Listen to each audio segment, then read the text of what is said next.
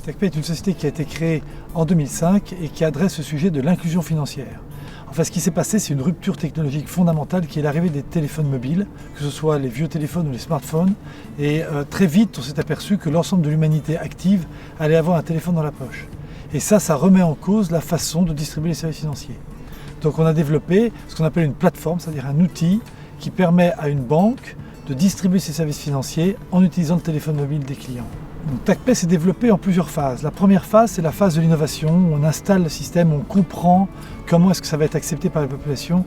Et nos clients, c'est plutôt ce qu'on appelle les early adopters. C'est des gens qui nous choisissent pour l'innovation, pour transformer leur pays, pour avoir un impact fort. Est arrivée ensuite la deuxième phase qui date de 2016, où on a attiré des très gros acteurs, notamment la Société Générale, qui a investi chez nous, toujours dans le but de l'inclusion financière, mais en jouant un rôle de grande banque internationale. Et on est en train de rentrer dans la troisième phase, qui est celle dont on rêvait, qui est le fait qu'on a développé tous ces systèmes bancaires pour les pays émergents, pour l'Afrique, pour l'Amérique latine. Et maintenant, l'Europe commence à réaliser que cette banque qu'on a fait là-bas, c'est probablement la banque du futur dont on aura besoin en Europe pour développer des services financiers moins chers, plus faciles d'utilisation et plus souples. À TechPay, on a un impact direct. C'est-à-dire que pour mesurer notre impact, on mesure le nombre de transactions et le nombre de comptes actifs. On est aujourd'hui arrivé à 2 500 000 comptes actifs qui font des transactions tous les jours. On a processé plus de 135 millions de transactions. Donc on est dans une phase de forte croissance dans l'impact, puisque notre métier consiste à amener des services financiers à des gens qui étaient dans le cash et qui vont pouvoir comme ça améliorer leur vie et avoir ce que j'appelle de la croissance sociale, c'est-à-dire une meilleure efficacité dans la gestion de leur argent. Fitrust est très important pour nous, parce que c'est Fitrust qui nous donne une légitimité dans le monde de l'impact social.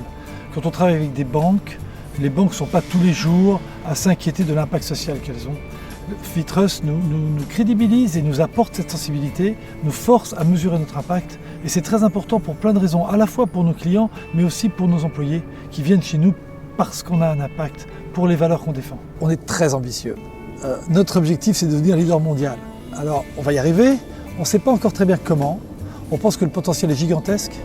On pense qu'il faut trouver les bons acteurs, les bons partenaires, les bons financiers. On travaille à ça là-dessus. Ce qui compte avant tout, c'est que le marché démarre.